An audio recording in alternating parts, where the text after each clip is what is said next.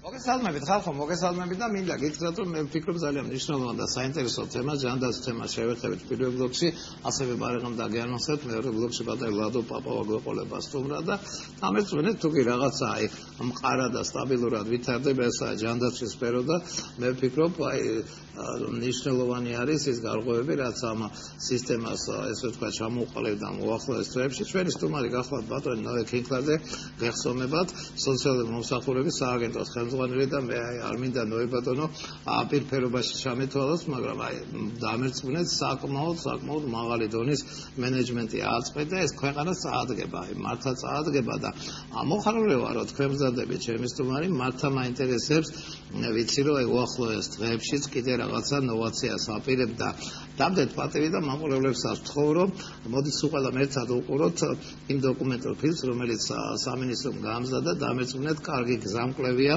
რა გაკეთა ამ ბოლო თვეების მანძილზე და რას აპირებენ და შემდგომში თქვენ შემოგიწევთ ეთერში მაყურებლებსაც და ერთად გავარკვიოთ რა მიჯნები გვაქვს ამ წლის მეორე ნახევარში დასაძლევი თუ დამდებთ პატივს ნოე ბატონო ჯერ უყუროთ და მერე ვისაუბროთ შევთანხმდეთ და გთხოვთ ჩართოთ პირი და დამერწმუნეთ საინტერესო მასალებს გაეცნობით ჯანდაცვის სამინისტროს ცხელი ხაზი 15.05.2013 წლის 28 თებერვლიდან კიდევ ერთი ახალი მიმართულება დაემატა. მოქალაქეები ინტერესდებოდნენ ყველა დეტალით თუ რას მოიცავდა ახლა დამოქმედებული საყოველთაო ჯანდაცვის სახელმწიფო პროგრამა. ყოველდღიურად ცხელ ხაზზე საქართველოს მასშტაბით ასეულობით ზარი შემოდიოდა. კითხვები სხვადასხვა სახის იყო. თქვენი პირადი ნომერი თუ შეიძლება. ქალბატონო, როგორ მოგმართოთ? ქალბატონო ანო. საყოველთაო ჯანდაცვის პროგრამის ფარგლებში შედის გეგმიური მომსახურება და ასევე გადაუდებელი, როგორც ამბულატორიული, ასევე სტაციონარული. გეგმიური მომსახურებაში შედის შემდეგი კომპონენტები. პირველ რიგში ოჯახის ექიმთა ვიზიტი, შემდეგ რეფერალი და მართვა, ოჯახის ექიმის დანიშნულებით სისხლის და შარდის ანალიზი, გლუკოზის განსაზღვრა პერიფერიულ სისხლში, ეს ექსპრეს მეთოდით, ჩვეულებრივად ცნობებისა და სამედიცინო რეცეპტების გაცემა საჭიროების შემთხვევაში და თუ არის ბავშვი ან მოზარდი 14 წლამდე, რაც ეკუთვნის ეროვნული კალენდრის აცრები. პარალელურად ამოქმედდა კიდევ ერთი ცხელი ხაზი საყოველთაო ჯანდაცვის სახელმწიფო პროგრამაში ჩართული კლინიკებისათვის. 0800-900-900-ზე ყველა სამედიცინო დაწესებულების წარმომადგენელს ტექნიკური პრობლემის მოგვარება სწორედ ამ ნომერზე დარეკვის შემდეგ შეეძლო. საყოველთაო ჯანდაცვის სახელმწიფო პროგრამის ამოქმედების დღეს ახალი სამედიცინო სერვისების შესახებ მოსახლეობის ინფორმირება საქართველოს მასშტაბით მოხდა. ბევრი პაციენტისათვის ეს მოულოდნელი რეალობა იყო. თავად ჯანდაცვის მინისტრი ხარაგაულის რაიონის ახლად გახსნილ სასწრაფო სამედიცინო კლინიკას ესტუმრა და პაციენტებს ცენტრის ხელმძღვანელობასა და მედიას პროგრამის დეტალები პირადად გააცნო. ყველა ადამიანი, რომელიც დღეს მდგომარეობით არ იყო უზრუნველყოფილი სადაზღვევო პაკეტით. ახალი პროექტი, ახალი პროგრამა ხორციელდება მათზე. დღეიდან ეს უკვე ძალაში არის, შეუძლიათ მიმართონ ოჯახთან ექიმის ვიზიტისათვის უახლოეს პირველადი ჯანდაცვის დაწესებულებას, იმას, რომელსაც თვითონვე შეარჩევენ, რომელიც მათთვის იქნება მოხერხებული.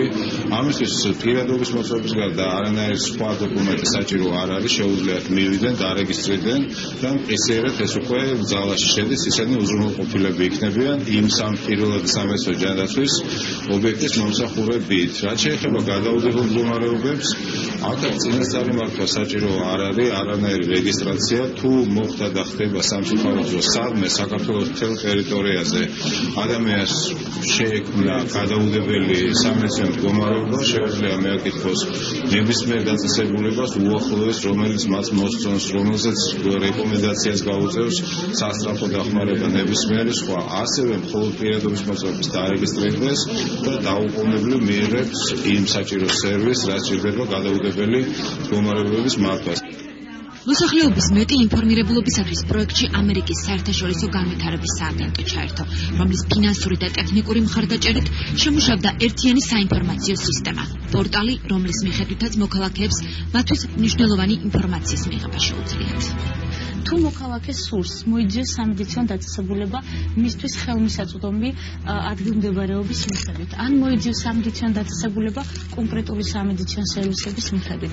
შესაბამისად ირჩევს სამედიცინო დაწესებულების ტიპს, მაგალითად მრავალპროფილური სტაციონარული დაწესებულება, უთითებს რეგიონს, მოდით სიმარტივისთვის ავირჩიოთ თბილისი, მაგალითად თბილისის ყველა რაიონი. შეგვიძლია ასევე მიუთითოთ სხვადასხვა სერვისები, რასაც შეიძლება ეს დაწესებულება აწარმოებდეს და ძებნა ღილაკზე ხელის დაჭერით უკვე ინფორმაცია ჯამურად გამოდის. ხედავთ, რომ საკმაოდ მარტივად მითითებულია დაწესებულების მისამართი საკონტაქტო ინფორმაცია, რაც ძალიან მნიშვნელოვანია, შესაძლოა ამ ინფორმაციის დატანა რუკაზე და ქვეყნის მასშტაბით მსგავსი ტიპის დაწესებულებების განლაგების ნახვა. შემყავს მოქალაქის პირადი ნომერი, პირადობის დამადასტურებელი დოკუმენტის ნომერი. ჩვენ გავიგებთ ამ კონკრეტულ მოქალაქეს სახელმწიფო ჯანდაცვის პროგრამების ფარგლებში რა სარგებლები ეკუთვნის. კაცებს აღენიშნებოდა სახის არეში კისერზე მესამე ხაზის დაზიანება, მან ეპილეფსიური მუხლის კონტაქტი ჰქონდა გახურებულ ხურასთან. საკმაოდ ხმარ დეფექტი ჰქონდა სახის მარცხენა ნახევარში, მოხდა ბარძაყიდან საკუთარი კანის გადანერგვა, ამ დეფექტის დასაფარად გადასაზღაურდა და უჩასაზღაურდა ოპერაციამ წარმატებით ჩაიარა, მისი ფუნქცია და ესეთივე ხერხაც ამ თვითას პროფესიონალურად და ხოლმე სახში მისი სერვისი თავიდან ბოლომდე სახელმწიფო გაიღო. ბესიკიაშვილის სახელობის თერმულ დაზიანებათა და აღდგენითი პლასტიკური ქირურგიის ცენტრში საყოველთაო ჯანდაცვის სახელმწიფო პროგრამით არაერთი ურთულესი ოპერაცია დაფინანსდა. პაციენტები და მათი ახლობლები ყვებიან, რომ ოპერაციის საფასურის დაფარვა სახელმწიფოს მიერ მათთვის არნახული შეღავათია. ესეთი რაღაცა მეგონა რომ მათთვის ხაპებში ხდებოდა, მაგრამ თურმე სინამდვილეშიც ყოფილა ესეთი რაღაცა. ალბათ ღმერთის გამოგზავნილები არიან ეს ჩემთვის, მე ესე ვთვლი. დამწვავა ეპილეფსიის შედეგად დამემართა ეპილეფსია მაქვს. დამწვარი მომენტი უკვე საავადმყოფოში. უცებარი ბავშვი ეს უკან წასული. და გადავარდა ქვაბში. ამოვიყვანეთ და აი ციწყლები გადავასვით. უცებ მე რაიონში წავიყვანეთ და რაიონიდან მე გამოიძახეს სასწრაფო და მოგვათავსეს აქ. ამაზე მეტის მაყოფილება როგორ უნდა გამოვხატოთ ახლა. ყველანაირად ხარჯი გვიდგას ყველა. რამათი მეძევათ დამოკიდებული. დამწრობის ცენტრის ხელმძღვანელი განმარტავს, რომ ჯერ კიდევ საყოველთაო ჯანდაცვის სახელმწიფო პროგრამის ამოქმედებამდე სამინისტროს წარმომადგენლებთან ერთად ყველა საკვანძო დეტალი გაიარა. გუგა ქაშიბაძე 12-ზე მეტ შეხვედრას დაესწრო და ამბობს, რომ არ ახსენდება შემთხვევა, როდესაც მის მიერ მოყვანილი არგუმენტირებული ფაქტი გათვალისწინებული არ ყოფილიყო. სტაციონარული დახმარება დაჭირდა 120 პაციენტს, აქედან 30 პაციენტს დაჭირდა რეანიმაციის და ინტენსიური თერაპიის მომსახურება, ქირურგიული ჩარევები 80 ოპერაციაზეა საუბარი, დაფინანსდა ურთულესი ოპერაციები, მაგალითად ქალბატონებსაც მთლიანი სახის კანი გადაუნერგეთ, ერთ-ერთ ყველაზე რთულ ოპერაციას ითვლება ჩვენ დარგში და პროგრამის ფარგლებში, ანუ 15,000 ლარის ფარგლებში თავიდან ბოლომდე დაფინანსდა.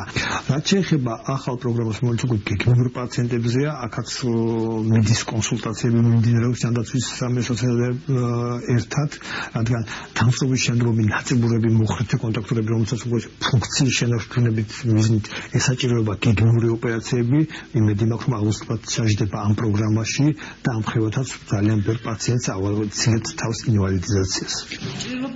ტკივა. აბა დავხედო.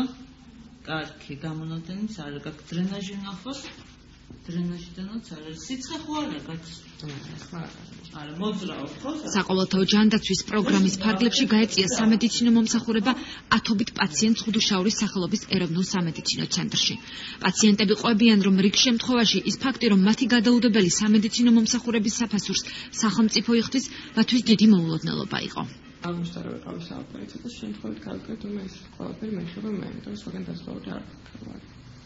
გადაუდებელი შემთხვევები როცა ხდება, როცა არ ხარ არის კურსი თქვა და მომზადებული არ ხარ და როცა ხდება რომ ეს ყველაფერი კეთდება უკვე ძალიან დიდი შეღავათია თითოეული ადამიანისთვის რა თქმა უნდა. გამეკეთეს ოპერაცია სასწრაფოდ აღმოაჭრეს ნაველი. თავისი კენჭები იყო დიდი რაოდენობით ნალექი, ძალიან მწვავე მდგომარეობა მქონდა.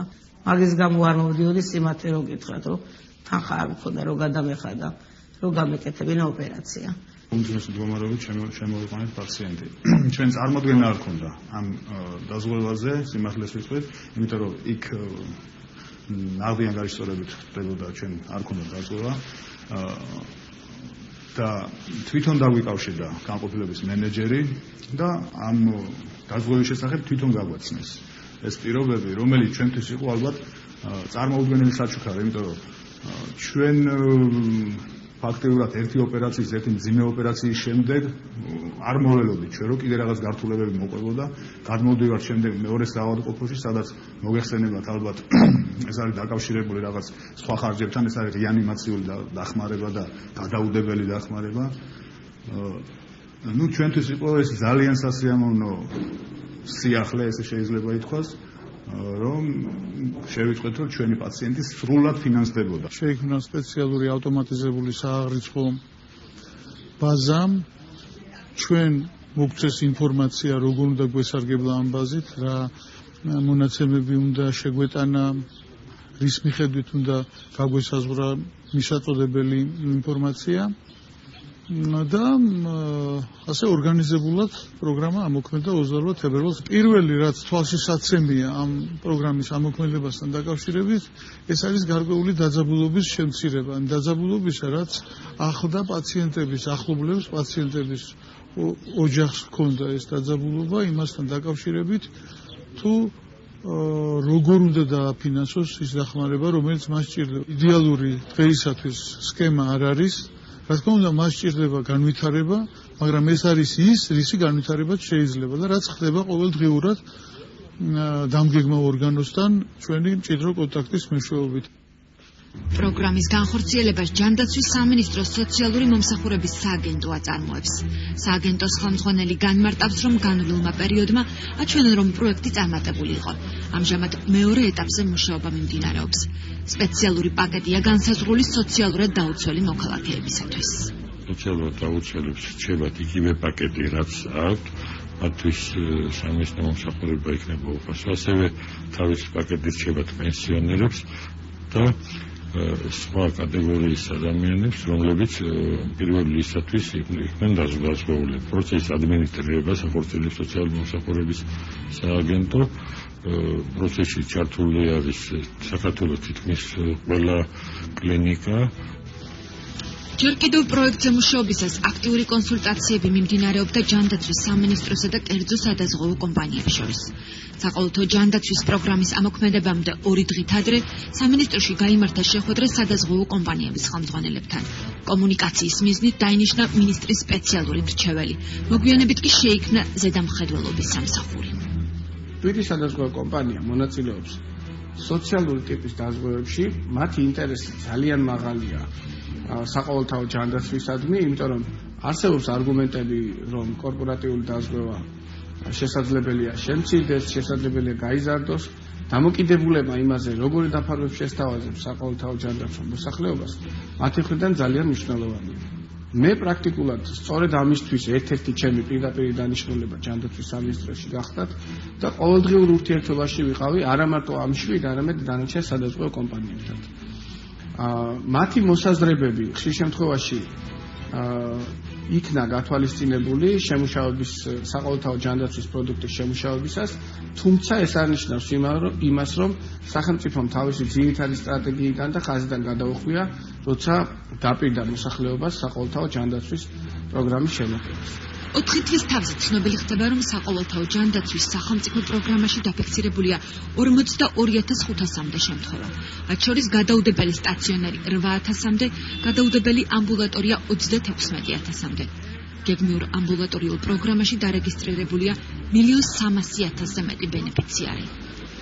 პროგრამის პირველი ეტაპის შეფასება და ასევე იმის შეჯამება თუ როგორ მიმდინარეობს მუშაობა უკვე საყოველთაო ჯანდაცვის მეორე ეტაპზე ჩვენ ჯანდაცვის მინისტრს ვთხოვეთ. გთავაზობთ ვრცელ ინტერვიუს დავით სერგეინკოსთან. მოგესალმებით დავით, საყოველთაო ჯანდაცვის სახელმწიფო პროგრამის სამუშაოებიდან 4 თვე გავიდა. ჩვენ გვინდა მოვახდინოთ საზოგადოების გარკვეული ინფორმირება. როგორ შეაფასებთ განვლილ 4 თვეს? ალბათ უკვე შესაძლებელია გარკვეულ სტატისტიკაზეც საუბარი. ახალ პროგრამასთან დაკავშირებით ორი ნაწილისგან შემდგარი პასუხი შემიძლია გეპასუხოთ ზოგადით და კონკრეტულად. ზოგადი არის, რომ 28 თებერვალს მოხდა მნიშვნელოვანი ცვლილება, სტრატეგიული ცვლილება ის, რომ მიზნობრივი ჯანდაცვიდან გადავედით უნივერსალურ ჯანდაცვაზე. ამის შესაძლებლობა ბევრ ქვეყანას არ აქვს და სულ 32 ქვეყანა იყო, საქართველო გახდა 33 ქვეყანა, რომელმაც შეაბიჯა უნივერსალურ ჯანდაცვაში. საკუთრივ პროექტი პირველ ეტაპზე მოიცავდა და 1 ივლისამდე ესეც იქნება გარკვეულ სერვისებს, როგორც არის ოჯახის ექიმთან შეუზღუდავი ვიზიტი და გადაუდებელი მდგომარეობების მართვა, როგორც ამბულატორიული, ასევე სტაციონარული. ამ პერიოდის განმავლობაში მილიონზე მეტი, 1,300,000 ადამიანი დარეგისტრირდა პირველად ჯანდაცვის დაწესებულებებში და 10,000-ობით ადამიანმა მიიღო უკვე გადაუდებელი მდგომარეობების მართვა. ეს ის ადამიანები არიან, ის კონტინგენტი, ვიზეც არანაირი დაზღვევა არ ვრცელდებოდა 28 თებერვალამდე. ანუ ამ 10,000-ობით შემთხვევებში ამ ადამიანებს საკუთარი ჯიბიდან უნდა დაეფარათ მთლიანად მათი მკურნალობის ღირებულება. 28 თებერვალიდან მათ ამის საშუალება მიეცათ და ეს იყო სწორედ სიცოცხლისთვის და ჯანმრთელობისთვის უკიდურესად საშიში მდგომარეობები, გადაუდებელი მდგომარეობები. მოიხსენებათ 1 ივლისიდან იგეგმება და აუცილებლად განხორციელდება გაფართოება ამ პროექტის. თუმცა ეხლავე ეტაპობრივ შეფასებაზე შეიძლება ითქვას, როგორც სტატისტიკური, ასევე ირიბი ინდიკატორებით გაზომილი, ასევე გამოკითხვებით, როგორც პაციენტების, ასევე სამედიცინო დაწესებულებების მხრივ, რომ ეს იყო რეალურად და მართლაც წარმატებული პროექტი. ამ პროგრამაზე მუშაობისას ჩართული იყო საკმაოდ სოლიდური ჯგუფი პროფესიონალების, რომლებიც უკვე მუშაობენ მეორე ეტაპზე. ამ 4 თვის განმავლობაში გამოიკვეთა თუ არა რაიმე პრობლემატური თემა, რომელიც უკვე შეიძლება იქნას გათვალისწინებული მეორე ეტაპზე მუშაობისას. რა თქმა უნდა, სრულყოფილი არაფერი არ არის და აქაც იყო გარკვეული ტექნიკური ხარვეზები, რომელიც პირველ ეტაპზე გამოეხატებოდა ინფორმაციის გაცვლის ხარვეზებში. მართალია ეს არ იყო ბევრი შემთხვევა, მაგრამ ეს დარეგულირდა და ბოლო ხანებში უკვე ალბათ რაღაც ერთეული ეპიზოდური შემთხვევები არის. ასევე იყო როგორც ყველა ახალ პროექტს მასაც გააჩნია სრულყოფილებისკენ, ასე ვთქვათ, განვითარებისკენ რაღაც რეზერვი. აქაც აღმოვაჩინეთ ეს იყო სუფთა ტექნიკური დეტალები, რომლებიც არანაირ სირთულეს არ წარმოადგენს მათი მოგვარება. მათ პროექტის მთლიან მიმდინარეობაზე ნეგატიური გავლენა არ მოუხდენია, თუმცა რა თქმა უნდა ჩვენ ეს გავითვალისწინეთ და 1 ივლისის გაფართოებაში ეს ყველა ტექნიკური საკითხი უკვე გადათვლილი იქნება. ამ პროგრამაზე მუშაობდა პროფესიონალთა ჯგუფი, რომელშიც შედიოდნენ თქვენი კოლეგები, მე გულისხმობ როგორც პრაქტიკოს ექიმებს, ასევე სხვადასხვა კლინიკების ხელმძღვანელებს. ხომ არ იყო გარკვეული პრობლემა კომუნიკაციის კუთხით და დღესაც ხომ არ მოუწოდებთ თქვენს კოლეგებს მეტი ჩართულობისაკენ ამ პროექტში და ასევე მომდევნო ეტაპზეც? ამ 4 თვის განმავლობაში ჩვენ ეს პროექტი როგორც დაგეგმვის, ასევე განხორციელების მხრივ ჩავატარეთ ჩვენ კოლეგებთან, პროფესიულ ასოციაციებთან, კონკრეტულ სამედიცინო დაწესებულებებთან ძალიან ესეთი მჭიდრო და სისტემატური კონსულტაციების საფუძველზე. მე ნამდვილად არ ფიქრობ, რომ ამ მხრივ რაიმე მნიშვნელოვანი ხარვეზები იყო. ჩვენ ყოველთვის მივესალმებით ამ კომუნიკაციას და ყოველთვის ვინარჩუნებთ იმ პოლიტიკას, რომ განაწყვეტილებების მიღება ხდებოდეს ამ განაწყვეტილებების გამხორციელებთან კონსულტაციების შედეგად. ეს გაგრძელდება უკვე სამომავლოდ. რა თქმა უნდა, ეს გაგრძელდება. ეს 1 ივლისის გაფართოება ასევე კონსულტაციების საფუძველზე იყო. ჩვენ ვამზადებდით სტრატეგიულ დოკუმენტებს, რომელშიც წერდით განვითარების სხვადასხვა გეგმებს და უკვე გეგმების განვითარების არჩევანს ვაკეთებდით ჩვენს კოლეგებთან ერთად. სანამ დაიწყებოდა ამ პროგრამაზე მუშაობა, იყო გამოთქმული სხვადასხვა მოსაზრებები, რიგი ოპონენტების მხრიდან ითქვა ისიც, რომ შესაძლოა საყოველთაო ჯანდაცვამ გარკვეული პრობლემები შეუქმნას კერძო სადაზღვევო კომპანიებს. უკვე 4 თვის საქმიანობის შემდეგ რა რეალობა გვაქვს? ოპონირება ზოგადად ალბათ ნებისმიერ ცვლილებას ახასიათებს და არა ალბათ, არამედ დაზუსტებულად, იმიტომ რომ ეს უბრალოდ საბუნებისმეტყველების კანონია, ქმედება უდრის უკუქმედებას. ანუ ნებისმიერ ნებისმიერ ცვლილებას, ნებისმიერ რეფორმას მოყვება ზუსტად მისი ინტენსივების უკუქმედება. ამ შემთხვევაში ეს გამოიხატა ოპონირებაში და საბედნიეროდ ის გაზვიადებული რისკები და საფრთხეები, რომელიც პროექტის დაწყების წინ ხშირად ვისმენდი ოპონენტებისაგან, საბედნიეროდ ქართული საზოგადოებისთვის და საქართველოს მოქალაქეებისთვის არ რეალიზდა და პროექტი წარმატებული არის. კონკრეტულად რაც შეეხება, აქ იყო ბევრი მიმართულება, როგორც ანაზღაურების მეთოდოლოგიაში, ასევე საავადმყოფოების ინტერესების დაცვაში, ასევე კერძო სადაზღვევო კომპანიებთან მიმართებაში. მე ხარს უსვამ, რომ ეს პროექტი განხორციელდა იმ ადამიანების იმ კონტინგენტზე, რომლებიც არ სარგებლობდნენ და ახლაც არ სარგებლობენ კერძო სადაზღვევო კომპანიების მომსახურებით. ანუ ჩვენ ამ შემთხვევაში არ გამოსულობთ კონკურენტები, ჩვენ შევედით იმ ველში, იმ სფეროში, რომლებიც არანაირი დაზღვევით არ სარგებლობენ. შესაბამისად, ამ მხრივ რისკები არ ყოფილა, ცვლილება რაც განხორციელდა და ეს წინ უძღო და ბევრად უფრო ადრე დაიწყო გამოთქვა ერთ-ერთმა სადაზღვევო კომპანიამ სურვილი, რომ გამოსულიყო ამ პროექტიდან. ეს მოხდა პირველი მათგან შეტყობინება პროექტის დაწყების წინ, ასე რომ მე ვერანაირად ვერ დავაკავშირებდი ამას პროექტის მიმდინარეობას.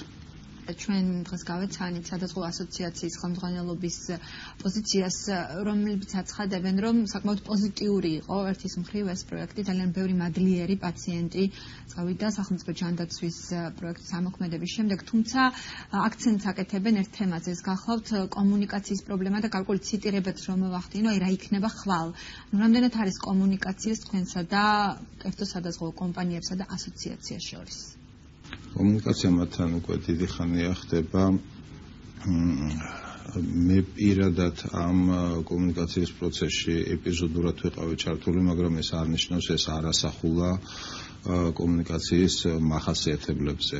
ამისთვის სამინისტროში არსებობდა სპეციალური თანამდებობა, მინისტრის მრჩეველი, რომლის მოვალეობაც იყო და რჩება გარკვეული პერიოდი სწორედ აი ამ კომუნიკაციის ჩატარება. ასე რომ მე ნამდვილად ვერ დავარქმევდი ამას კომუნიკაციის დეფიციტს. გასაგებია, რომ საზოგადოების ზოგადად და კერძო სადაზღვევო კომპანიების ინტერესი დიდია, რომ აბსოლუტურად ყველა დეტალში იყვნენ გარკვეული და ეს ლეგიტიმური ინტერესია, იმიტომ რომ მათ უნდა იცოდნენ, როგორ დაგეგმონ თავისი თავიანთი მომავალი და მისაღებია და გასაგებია და ჩვენ ამ მიმართულებით თანამშრომლობთ. უბრალოდ უფრო მეტი აქსელერაცია ამ თანამშრომლობის მოხდება აი უახლოეს დღეებში, როდესაც უკვე ჩამოყალიბდა ცალკე სტრუქტურად სადაზღვევო ზედამხედველობის სამსახური, რომლის ფუნქციაც არ იქნება მხოლოდ ზედამხედველობა, არამედ იქნება ყველა იმ პრობლემური საკითხის უკვე დეტალური განხილვა, რაც კი არის სადაზღვევო კომპანიების ინტერესში. ანუ ეს თანამშრომლობა კიდევ უფრო გაღრმავდება უახლოესი დღეებიდან მოყოლებული. მანო დავით, მინდა გითხოთ, როგორ მიმდინარეობდა პროგრამა საქართველოს რეგიონებში, რა შედეგი გვაქვს ამ 4 თვის მანძილზე რეგიონებში მუშაობისას? მოგეხსენებათ, რომ სამინისტრო გეგმავს გარკვეულ რეფორმებს სოფლის ექიმის ინსტიტუტთან დაკავშირებით, აი ამ მიმართულებით რა შეფასება შეგიძლიათ გააკეთოთ? რეგიონებში ზოგადად სიტუაცია ბევრად უფრო რთული იყო, ვიდრე დიდ ქალაქებში და დედაქალაქში, გამომდინარე იქედან, რომ იქ არჩევანი ან შეზღუდულია, ან საერთოდ არ არსებობს. ანუ არის ერთი სამედიცინო დაწესებულება და პაციენტისთვისაც და იგივე ამ დაწესებულების თანამშრომლისთვისაც არჩევანი პრაქტიკულად არ არსებობს.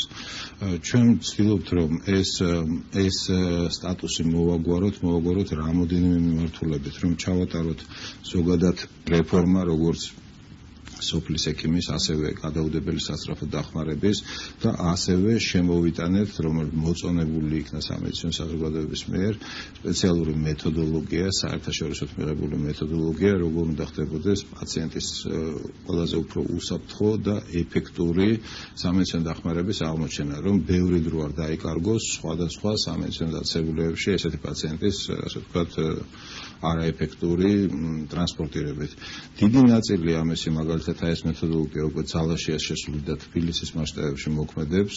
ჩვენ უკვე პრაქტიკულად დავასრულეთ მონიტორინგის პილოტირების ფაზა და ჩავთვალეთ, რომ ეს პროექტი წარმატებულია და უკვე გავრცელდება მთელი საქართველოს მასშტაბით. რაც შეეხება სასწრაფოს და სოფლის ექიმის რეფორმის პროექტს, სოფლის ექიმის რეფორმის პროექტი პრაქტიკულად დამთავრებული არის. სასწრაფოზე ალბათ უახლოეს ერთ თვეში გვექნება იგივე შედეგი და უკვე ჩვენ კოლეგებთან შეთანხმებით და მათთან კონსულტაციით დავიწყებთ ამ პროექტების იმპლემენტაციას უკვე მთელი საქართველოს მასშტაბით. მიმდინარეობს ამჟამად მეორე ეტაპზე მუშაობა. საზოგადოებისთვის ალბათ უფრო 1 ივლისისთვის და ცოტა ხანში გახდება დეტალები ცნობილი. რა შეგვიძლია ვთქვათ ამ დროისთვის უკვე ცნობილი და თქვენს განაცხადეთ, რომ მშობლიარობა საკეისრო კვეთა იქნება უფასო.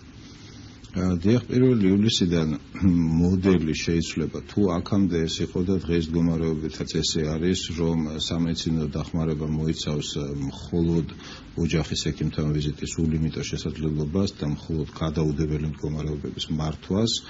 ეხლა 1 ივლისიდან ამას უკვე დაემატება გეგმიური სერვისების მიწოდებაც, მათ შორის მშობიარობა და მათ შორის მასთან დაკავშირებული ასე ვთქვათ ხარჯები. და ეს მშობიარობასთან მიმართებაში ეს იქნება თანაბარ გადახდის გარეშე, ანუ სახელმწიფო 100%-ით დააფინანსებს ამ აქტივობებს.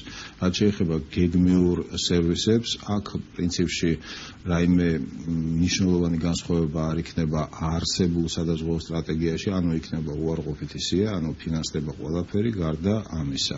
ეს ჩამონათვალის მნიშვნელოვნად არ იქნება განსხვავებული ანალოგიური ზოგადად მიღებული პაკეტებისგან. ეს რაიმე ანალოგი იქნება, თქვა სოფლიო ანალოგი თუ საქართველოში არსებული რეალურად რაც არის დაზღვევის პაკეტები უმეტესობა არის სწორედ ესეთი მოდელით აწყობილი, ანუ გარკვეული თანხის ლიმიტში ფინანსდება ყველაფერი გარდა გარკვეულ ნეგატიურ სიაში ჩამოწერილი სერვისებისა. ეს არის ძირითადად ისეთი სერვისები, რომელიც არ ფინანსდება, ანუ ნეგატიურ სიის ნაწილი არის, რომლის არ მიღების გამო ადამიანის ჯანმრთელობას და სიცოცხლეს საფრთხე არ ემუქრება. უმეტესწილად ეს არის გარკვეული რაღაც პლასტიკური ქირურგია, ასე შემდეგ, რომელიც პირველი რიგის პრიორიტეტი არ არის პაციენტისათვის. თუმცა ეხლა მინდა ვთქვა, რომ ეს არის არა ყოვლის მომცველი პაკეტი, არამედ საბაზო პაკეტი, რომელიც ძირითად საჭიროებებს საქართველოს მოქალაქეებს უზრუნველყოფს, თუმცა ამის